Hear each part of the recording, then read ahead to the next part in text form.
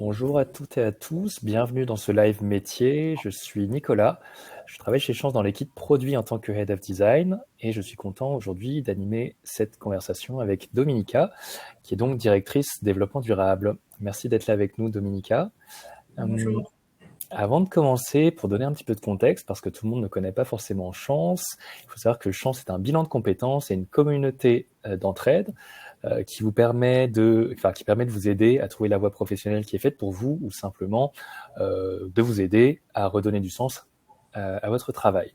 Dans le cadre du parcours Chance, si vous réalisez que vous n'êtes pas aligné avec votre métier actuel, on va vous inviter à explorer différents métiers, à parler avec des personnes avec des métiers très différents du vôtre pour pouvoir explorer des différentes pistes de métiers qui pourraient vous convenir. Et donc, c'est l'idée du live d'aujourd'hui, c'est ce qu'on va faire avec Dominica, connaître la réalité du métier de directrice développement durable. Avant de commencer, un petit rappel, c'est un chat, c'est une discussion interactive. Donc n'hésitez pas, vous qui nous écoutez, à participer dans le chat, poser vos questions, et j'aurai le plaisir de relayer les questions à Dominica. Et puis avant de commencer, pour s'échauffer un petit peu les doigts, je vous propose peut-être de nous dire d'où vous nous écoutez. On aime bien savoir où sont les gens qui sont dans l'audience. En ce qui me concerne, je suis actuellement à Maisons-Alfort, en région parisienne. Est-ce que Dominica, je peux vous demander où vous êtes? Je suis à Paris, dans le 8e arrondissement. Très bien. Et on a donc déjà Gabriel qui est à Paris également, Océane à Strasbourg, Carola à Romainville, Annecy, Lyon. On nous écoute depuis toute la France. Bourgogne, Grenoble, Paris. Il y a du monde et les gens sont chauds dans le chat. Je vous propose de commencer, Dominica. Avant de parler de votre parcours, est-ce que vous pourriez nous dire en quelques mots en quoi consiste le métier de directrice développement durable? Bien sûr, avec plaisir. Donc déjà, bonjour à tous. Peut-être ce qu'il est important de préciser, c'est que j'exerce en tant que directrice développement durable pour un fonds d'investissement. Donc je travaille dans la finance durable. Et donc mon métier, forcément, du développement durable est très circonscrit à mon secteur d'activité. Donc je travaille pour un fonds d'investissement. Ça veut dire que c'est une société qui investit et qui achète d'autres sociétés, des PME, des ETI. Donc moi, mon rôle sur les enjeux de développement durable, c'est déjà de m'assurer que le fonds dans lequel je travaille intègre les principes du développement durable avant même d'acheter une société du portefeuille pour être sûr que la société qu'on achète n'a pas de risque trop important et surtout des opportunités de transformation quand on a mis de l'argent dans la société qu'on veut faire grandir sur plusieurs années. Le gros de mon travail est de travailler avec la société du portefeuille. Donc aujourd'hui, on en a 27 dans notre portefeuille qui ont des activités différentes. On en a dans le bâtiment, on en a dans la mode, on en a dans les systèmes informatiques et dans la santé. Donc on a 4 secteurs d'activité. Et donc pour chacune de ces PME ETI, j'ai un rôle de travail. Je travaille de manière proche avec le président, le comité de direction, pour essayer de définir une stratégie de développement durable qui est alignée avec leurs activités et ensuite de m'assurer qu'en interne, ils mettent les moyens pour le suivre avec des plans d'action et des objectifs et de la donnée pour être sûr que ça évolue dans le temps, pour qu'à la fin, quand on décide de revendre ces sociétés, 5 ans après, on puisse s'assurer qu'on peut valoriser toutes les actions de développement durable qui ont été mises en place et qu'on espère continueront avec un prochain actionnaire. Je ne sais pas si c'est clair, on rentre tout de suite dans le vif du sujet, mais voilà, en finance et dans mon métier spécifiquement, je travaille sur des sujets de stratégie, des sujets de mise en œuvre opérationnelle, des sujets de reporting réglementaire, de collecte de données, beaucoup de collaboratifs avec les parties prenantes en interne comme en externe, dans les sociétés dans lesquelles on a investi, mais aussi tous des partenaires qui peuvent nous aider à travailler avec ces sociétés et avec nous-mêmes. D'accord, super. Si vous nous écoutez, n'hésitez pas à poser des questions si vous voulez réagir à ce que Dominica vient de nous dire de son travail.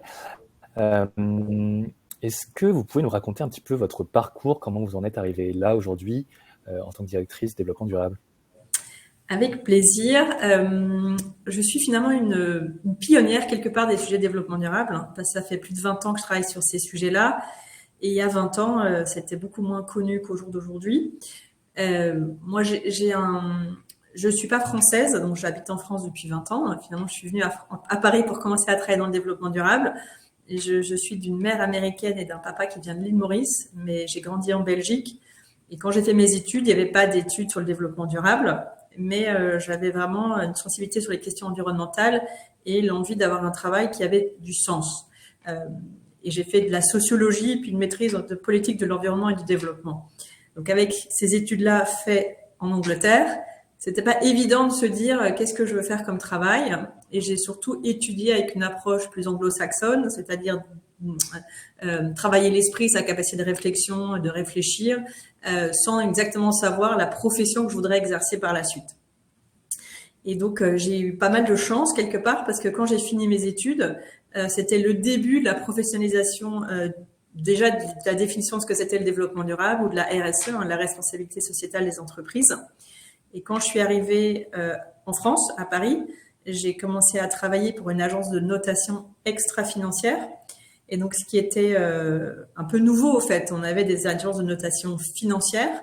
Et là, c'était le début d'essayer de noter les performances des entreprises. Donc, c'était de grosses entreprises cotées en bourse sur des critères sociaux, environnementaux, de gouvernance. Et donc, en fait, on travaillait cette analyse qui était finalement de la recherche, qui était ensuite revendue au secteur financier pour ce qu'on appelait à l'époque les investissements socialement responsables. Donc, ça permettait, pour la première fois, d'essayer de donner une valeur à des données souvent externes à l'entreprise pour commencer à les valoriser différemment. Donc, c'est comme ça que je suis arrivée en France et que j'ai commencé à travailler ces sujets du développement durable et à me former et à apprendre ce qu'était ce métier de notation de valorisation. Donc, j'ai travaillé en tant qu'analyste dans cette société pendant 5 ans chez Vigeo. Et ensuite, j'ai voulu plutôt mettre des choses en œuvre de manière opérationnelle parce qu'on analysait beaucoup ce que faisaient d'autres sociétés. Et j'avais un peu envie de voir comment c'est de mettre en œuvre soi-même, définir ses stratégies, de les mettre en place. Donc, j'étais plutôt attirée par la partie de l'entreprise plutôt que la dimension financière. Et donc, je suis partie dans l'entreprise d'assurance, banque assurance AXA, où j'ai exercé pendant une 12aine d'années des fonctions. Une partie de ma carrière chez AXA était dans les fonctions de développement durable, dans le département développement durable où j'étais responsable des questions environnementales. Donc, à l'époque, c'était 2008. Donc, c'était toute la professionnalisation de la collecte des données environnementales pour notre mesure de notre bilan carbone, entre guillemets, les questions liées au changement climatique. C'était le début de la formalisation des stratégies RSE dans les grosses sociétés du CAC 40. Et donc, comment on professionnalise ce genre de choses dans les filiales internationales. Donc, au siège, on était là pour coordonner ce genre de choses. Et donc, ce qui m'a permis de travailler sur la mise en œuvre globale des stratégies RSE qu'on voulait dans les filiales, parce que j'étais responsable d'une zone géographique sur l'ensemble des enjeux qui était la France et l'Europe du Nord. Donc, j'ai fait ça pendant 5-6 ans. Et puis, moi, j'ai toujours aimé faire et comprendre. Et donc, c'est pour ça que, quelque part, je me suis toujours rapprochée progressivement du monde de l'entreprise. Au sein d'AXA, je trouvais qu'on était encore parfois un peu loin, où j'avais l'impression que j'avais touché des limites de ce qu'on pouvait faire sur notamment les enjeux climatiques d'une fonction centrale développement durable. Et donc, j'ai intégré le métier de l'assurance dommages et habitation sur la partie grand compte, ce qui m'a permis de travailler sur le sujet des PME, des ETI et des corporates sur une dimension plus métier, la partie assurantielle, donc le développement des offres pour ces segments d'entreprise, les PME et les sociétés plus importantes, et qui m'a progressivement permis de travailler sur l'enrichissement de l'offre, travailler sur des services, comment on donne des services à valeur ajoutée sur un produit d'assurance de transfert de risque, et progressivement travailler sur le digital. Et tout ceci m'a amené à travailler dans une start-up interne finalement qu'on avait entre AXA et une grande banque hollandaise qui s'appelle ING sur un partenariat de banque assurance digitale, Et voilà, donc ces 12 années chez AXA ont été très riches. Et une fois que j'avais fait ce parcours chez AXA en y testant pas mal de choses, je trouvais que le monde changeait beaucoup à l'extérieur et notamment sur mes questions de développement durable. Et donc, je me suis posée pour me dire qu'est-ce que j'aimerais faire avec mon bagage, mon histoire. Et c'est là que j'ai tenté, c'était pas simple de quitter un gros navire comme AXA. Et j'ai pris le pari de changer. Et c'est là que je suis arrivée dans la société dans laquelle je travaille aujourd'hui, dans le capital investissement, qui fait pour moi une bonne conjugaison de mon parcours professionnel jusqu'au jour d'aujourd'hui. Parce que je travaille dans un fonds qui investit dans des PME, des ETI, donc un secteur que j'ai côtoyé au sein d'AXA. Je me suis rapprochée de mon sens vraiment important pour moi. Ma carrière, elle a toujours été connectée à mon envie d'avoir un impact et de transformer les sociétés quelque part de manière positive vers ces questions environnementales et sociales. Et du coup, dans le fond dans lequel je travaille, je conjugue un travail qui pour moi est hyper important avec un tissu économique qui sont les PME, les ETI, qui sont un peu la charnière de notre économie, qui ont vraiment un rôle important et souvent sous-équipés pour travailler ces questions. Donc ici, on est là pour les accompagner dans le cadre de nos investissements. C'est l'économie réelle sur des sujets qui me tiennent à cœur, des questions environnementales comme le changement climatique, des questions sociétales comme le bien-être au travail, la diversité. Et donc voilà, toutes ces choses-là, je les travaille de manière très opérationnelle avec les différentes sociétés dans lesquelles on a investi et de manière très concrète aussi dans la société dans laquelle je suis, qui elle-même est une petite société. Donc j'ai changé d'échelle, on est 70, avant j'étais dans un groupe, on était des milliers de personnes. Donc voilà, c'était un pari. Et au jour d'aujourd'hui, je suis contente de cette aventure que j'ai entamée. Mais chaque partie de mon parcours professionnel m'ont permis de grandir, d'apprendre et ont toujours eu une cohérence par rapport au sens qui était important pour moi dans mon travail et ce qui me donnait envie d'aller travailler tous les jours. Génial. Merci beaucoup pour la réponse sur le parcours, c'est très intéressant. Est-ce que vous pouvez nous raconter une journée type dans votre travail? Si tant est qu'il y ait une journée type, souvent les gens nous répondent qu'il y a beaucoup de choses et que les journées sont très différentes. Peut-être que c'est votre cas également. Oui, je pense que c'est difficile de dire qu'on a une journée où les journées ne se ressemblent pas dans notre type de fonction, mais c'est un peu le type d'activité sur lesquelles je suis amenée à travailler. Donc déjà, c'est de la variété, donc c'est pas un travail où on répète les mêmes choses au quotidien. Mais c'est des choses qui demandent une pensée, une compréhension d'un jeu stratégique, développement durable. Donc ça peut être, aujourd'hui c'est peut-être pas une très bonne journée type, mais je peux avoir des journées où j'ai des calls, un ou deux calls avec des sociétés du portefeuille, donc des CEO, nos correspondants RSE, pour discuter de la stratégie en cours. Par exemple, on est en train de déployer un programme de décarbonation, donc de faire le point avec les sociétés qui sont en train de mesurer leur bilan carbone et de mettre en place un plan de décarbonation pour comprendre comment ça avance, comprendre comment ça se passe, s'il y a des blocages, si ça avance comme ça doit avancer. Je peux avoir un autre call sur notre société pour discuter de la stratégie de développement durable qu'on est en train d'élaborer avec eux, pour voir si ça avance, si on a défini les bons sujets. Ça peut définir un workshop, donc il faut définir le timing de la session de travail, trouver les bonnes personnes autour de la table, défricher les sujets clés, organiser cette réunion de travail. Ça peut être, là, on a une discussion sur le reporting qu'on va demander aux sociétés du portefeuille. Donc, on demande pas mal de données ESG à nos sociétés, donc environnementales, sociales et de gouvernance. Donc, il faut qu'on organise tout ça en amont. C'est une campagne qu'on va lancer là en début d'année. On travaille aussi des questions réglementaires. Nos fonds d'investissement doivent être classifiés et ça demande de la logique réglementaire. Donc, c'est réfléchir aux modalités des produits financiers qu'on va définir pour qu'ils aient les composantes qui sont bien alignées au niveau d'investissement durable. Voilà, c'est assez varié. Il y a des points d'équipe en interne, il y a des points avec des prestataires, parce qu'on travaille pas qu'en chambre, on travaille avec de l'accompagnement. Sur le bilan carbone, par exemple, c'est une société externe. Sur le reporting, c'est une société externe qui nous aide avec la plateforme de reporting. Donc voilà, c'est assez varié. C'est ça que j'aime, c'est que c'est quelque chose de très varié. On est 70 et on est 2 experts sur ce sujet-là chez nous. Et donc, on touche quelque part à tous les processus d'investissement et on a de la chance d'avoir des interactions avec l'ensemble des sociétés qu'on a dans notre portefeuille, donc les 27 entreprises. D'accord. Je vous propose de passer à quelques questions qui ont été posées dans le chat. Donc, une première question de Denis. Combien êtes-vous sur ces missions RSE?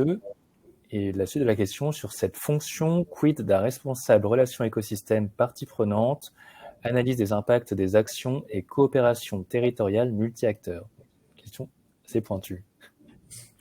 Nous, on est un fonds, on est 2, ce que je viens de dire. Il y a moi-même et j'ai une collègue qui nous a rejoint. on est dans le privé et donc on va pour regarder pour les différentes sociétés qu'on a, on va essayer de définir les enjeux qui sont matériels pour ces entreprises. Donc, est-ce qu'il y a une forte exposition aux enjeux climatiques? Est-ce qu'il y a des problèmes de recrutement de collaborateurs, de rétention de talents? Est-ce que c'est une société dans le bâtiment qui a des problèmes de sécurité sur les chantiers? Est-ce qu'on a une société qui est dans les biens de consommation, qui a des sujets dans sa supply chain? Donc, on va toujours contextualiser et comprendre les enjeux clés et ensuite définir des actions qui en sont rattachées. Et forcément, elles font partie d'un territoire et donc elles peuvent avoir des questions de collectivité locale. Nous, dans notre fonds, on a des sociétés en France, mais également à l'étranger. Et donc, on pilote ça de manière proche avec ces sociétés. Je ne sais pas si ça répond complètement à la question, mais c'est notre façon de travailler. Ça marche. Denis, si jamais vous voulez compléter votre question, si vous voulez nous dire que la réponse vous satisfait, n'hésitez pas à répondre dans le chat. On a une question de Delphine qui demande « Pourriez-vous nous parler d'une ou deux actions ou stratégies concrètes que vous avez été amenés à élaborer et déployer ?» Elle demande également par ailleurs quels impacts des KPI ESG dans le choix des acquisitions que votre fonds concrétise. Donc, on va toujours, je vais commencer par la deuxième partie de la question, quand on va acheter une entreprise, on va toujours regarder, on fait ce qu'on appelle les analyses de due diligence sur les enjeux ESG, donc qui vont nous assurer que la société dans laquelle on veut investir respecte bien notre philosophie et surtout qu'on estime qu'il n'y a pas d'enjeux peut-être réglementaires sur certaines questions de leur activité, des questions d'image, de réputation, de risque opérationnel, sur des sujets qui seraient clés dans les 5 prochaines années. Donc, on fait l'état des lieux aujourd'hui, on les projette dans 5 ans. Et donc, derrière ça, on espère qu'elles peuvent nous amener les éléments démontrables pour montrer leur maturité ou leur façon déjà de traiter ces sujets. Ça va vraiment dépendre de la taille de l'entreprise et des enjeux qu'elles ont. On travaille dans 4 secteurs d'activité où l'exposition à des risques forts ne sont pas toujours très élevés. On est sur, comme je le disais en introduction, sur la technologie, les biens de consommation, les services et la santé. Donc voilà, c'est un moment fort et ça fait partie d'un des critères qu'on va regarder de manière très sérieuse dans ce qu'on appelle le comité d'investissement pour s'assurer qu'on va pouvoir aller de l'avant avec l'acquisition de cette entreprise. Donc c'est pris comme d'autres critères forcément des autres due diligence qu'on aura fait sur les enjeux financiers, les enjeux stratégiques, les enjeux légaux et des ressources humaines. Donc, c'est vraiment pris très au sérieux avec le plus de quantitatif possible. Ensuite, quand on est investi dans l'entreprise, on a des niveaux de maturité différentes sur ces stratégies. Donc, si je prends l'exemple d'une société qu'on a dans le bâtiment, qui avait une responsable, quelqu'un qui s'occupait en partie des enjeux RSE. Ils avaient déjà réfléchi et entamé une réflexion sur les sujets qui sont clés. Enfin, moi, j'ai une trame avec des sujets qui me semblent importants à avoir dans une stratégie, qui vont toujours toucher dans un premier temps le business. Donc, je ne conçois pas le développement durable si on ne se pose pas la question de comment ça touche le métier. Donc, dans le bâtiment, c'est une service qui travaille sur les sujets de service du bâtiment. Quelle est l'activité de leur business qui va contribuer à la transition énergétique? Ils font du contrôle technique du bâtiment, ils font de la gestion du bâtiment, ils font de l'AMO, ils font du diagnostic. Donc voilà, bien comprendre le cœur business et de voir comment on peut mettre des objectifs sur ce métier pour pouvoir faire croître ce chiffre d'affaires pour que l'impact qu'ils vont avoir sur l'accélération de la transition énergétique soit concret. Donc là, on touche vraiment le cœur business et donc nous, on les aide à définir et comprendre l'importance de ces sujets-là. On les aide à se définir des objectifs et de les faire suivre dans le temps. On travaille aussi beaucoup, notamment cette entreprise-là, on a pas mal travaillé sur les questions des ressources humaines. C'est dans le bâtiment. Il y a des enjeux de diversité aussi, pas beaucoup de femmes dans l'effectif.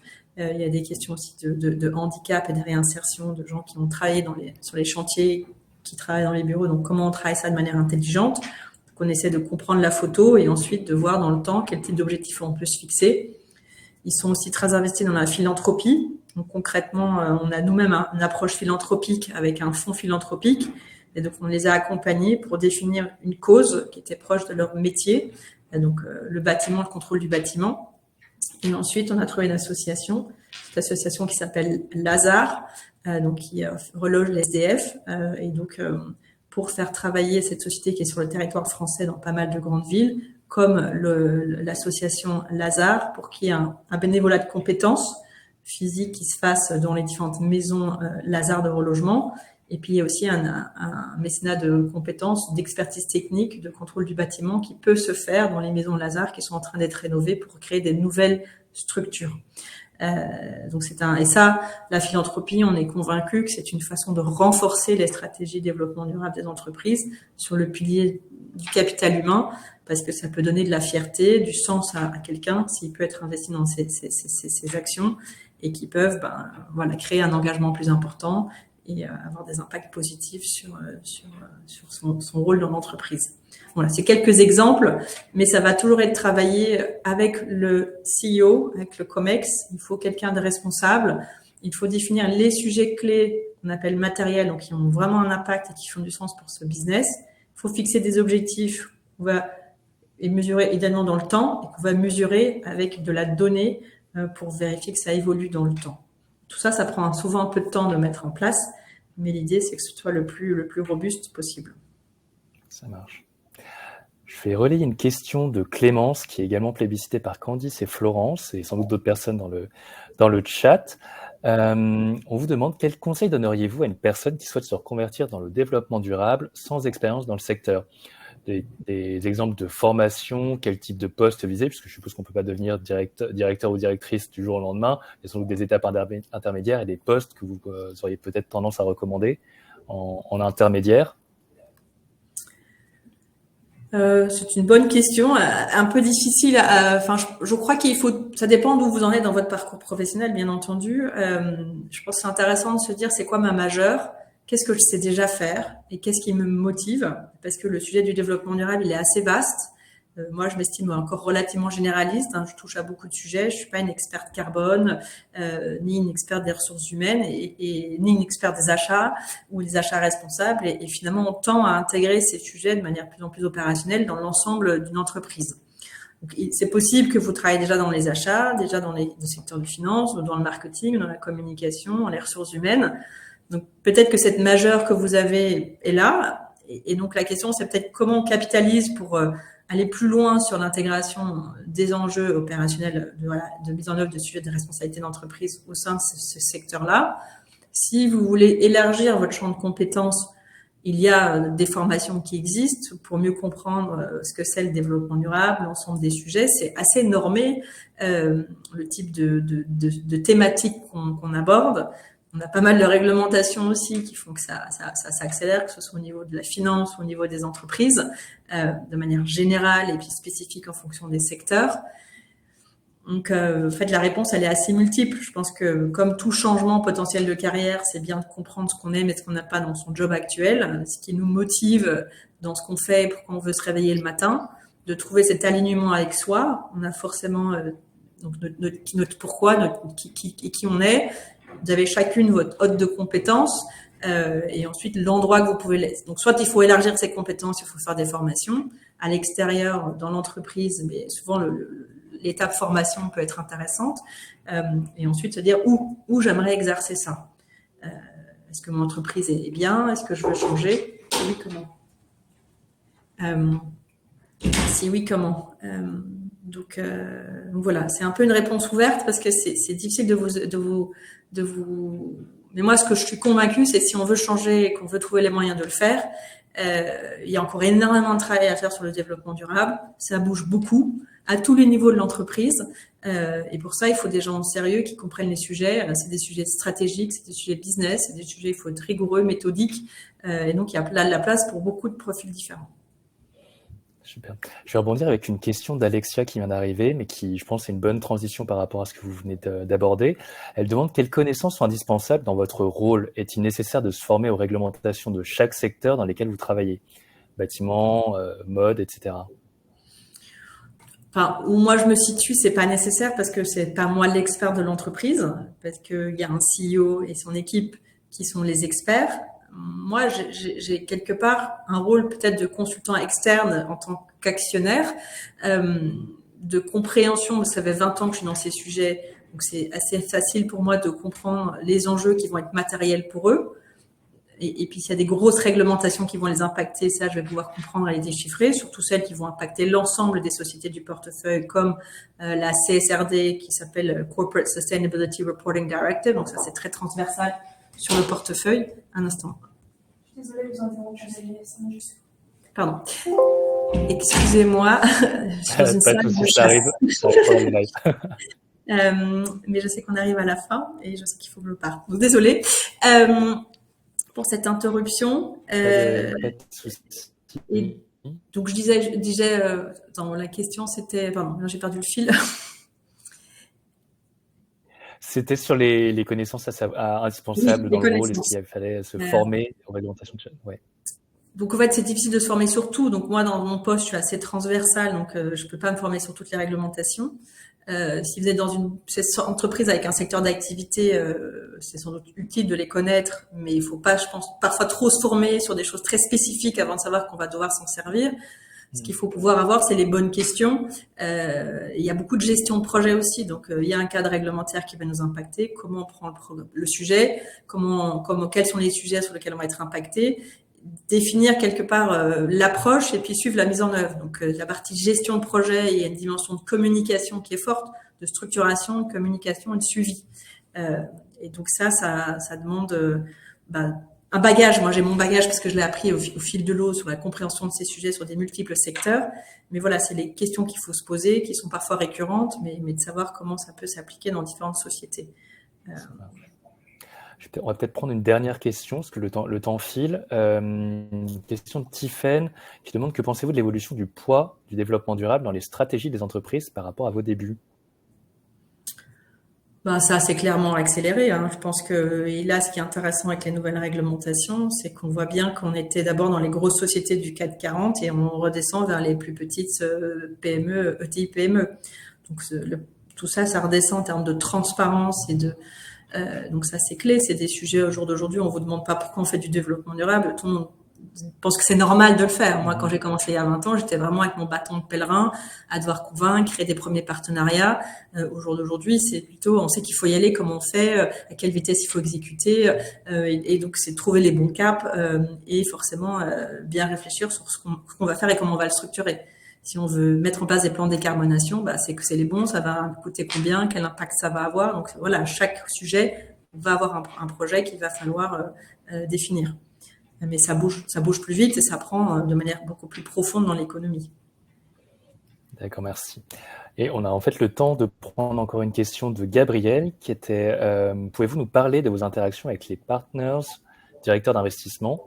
Comment accueillent-ils les enjeux ESG? Jusqu'où aller dans les démarches ESG?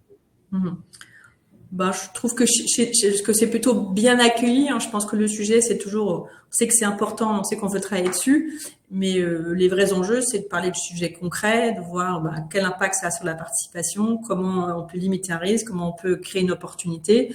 Et c'est des sujets qui sont sur le changement. Donc, on est sur le changement en interne, sur le changement dans les sociétés du portefeuille. Et pour ça, il faut être très concret, très opérationnel et dans l'entreprise. Mais je dirais que les choses s'accélèrent, les réglementations aussi y contribuent, la prise de conscience, les besoins effectivement écologiques, le changement climatique. Donc, et nous, on travaille vraiment très proche avec eux. On est dans les mêmes bureaux, on échange tout le temps. Et donc, cette proximité sur les enjeux stratégiques et opérationnels, je dirais qu'elle augmente progressivement de manière positive.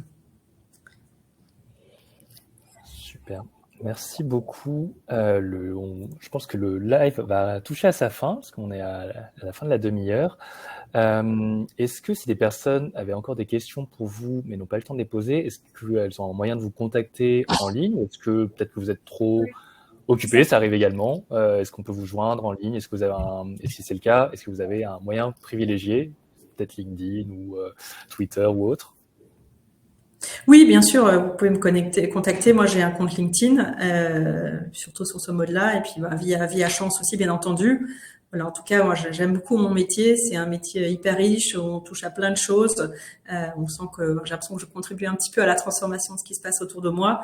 Donc voilà, ravi d'échanger avec vous si vous posez des questions sur ce secteur d'activité. Il y a de la place pour beaucoup de monde, ça s'accélère beaucoup. Donc n'ayez pas peur de tenter le pas ou de creuser les pistes qui pourraient vous intéresser. Je pense qu'il y a moyen de trouver sa place. Super. Eh bien, merci beaucoup pour votre temps, Dominica. Pour les auditeurs, les personnes qui nous regardent, juste un petit message. C'est live, le métier qu'on fait pendant toute la semaine chez Chance. Ce sont des actes d'entraide professionnels. Si vous souhaitez également, vous qui nous écoutez, participer, aider des personnes qui auront des questions professionnelles, ou si vous souhaitez également vous demander de l'aide, n'hésitez pas, on a une communauté, je vous ai partagé un lien dans le chat, vous pouvez vous inscrire, vous prendre quelques informations et ça vous permet de rejoindre la communauté Chance. Merci beaucoup à toutes et à tous de nous avoir suivis, merci Dominica, et vous allez enfin pouvoir laisser la salle à la personne qui s'impatiente dehors. Oui, désolée, excusez-moi, j'ai pas bien choisi ma salle. Bonne soirée à vous, au revoir. Merci à tous, au revoir.